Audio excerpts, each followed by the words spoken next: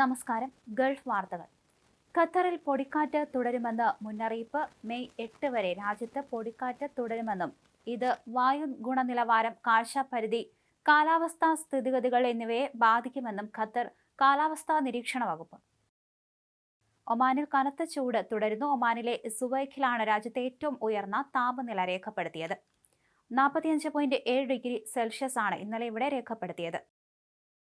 പ്രവാസി മലയാളി ബഹ്റിനിൽ മരിച്ചു. തൃശൂർ സ്വദേശിയായ പ്രദീപാണ് മരിച്ചത്. 41 വയസ്സായിരുന്നു.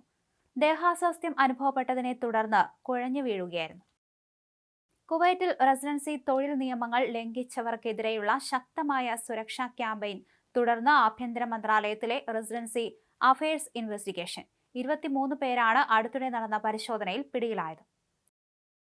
സ്വദേശമായ തിരുവനന്തപുരത്തേക്ക് തിരിച്ചു പോകാൻ ഒരുങ്ങുമ്പോഴാണ് പ്രവാസിയായ മലയാളി താജുദ്ദീൻ അലിയാർ കുഞ്ഞിനെ തേടി ബിഗ് ടിക്കറ്റ് സമ്മാനമെത്തുന്നത്. 4 കോടിയിലധികം രൂപയാണ് സമ്മാനമായി ലഭിച്ചിരിക്കുന്നത്. ഹജ്ജ്, ജോലി, താമസം എന്നിവയുമായി ബന്ധപ്പെട്ട് മക്കയിൽ പ്രവേശിക്കുന്നതിന് അനുമതിയില്ലാത്തവർക്ക് ഗതാഗത സൗകര്യം നൽകരുതെന്ന അധികാരികളുടെ നിർദ്ദേശങ്ങൾ കർശനമായി പാലിക്കണമെന്ന് ഗതാഗത ജനറൽ അതോറിറ്റി സൗദി അറേബ്യയിലുടനീളമുള്ള എല്ലാ ഗതാഗത സേവന വിഭാഗത്തോടും നിർദ്ദേശിച്ചു.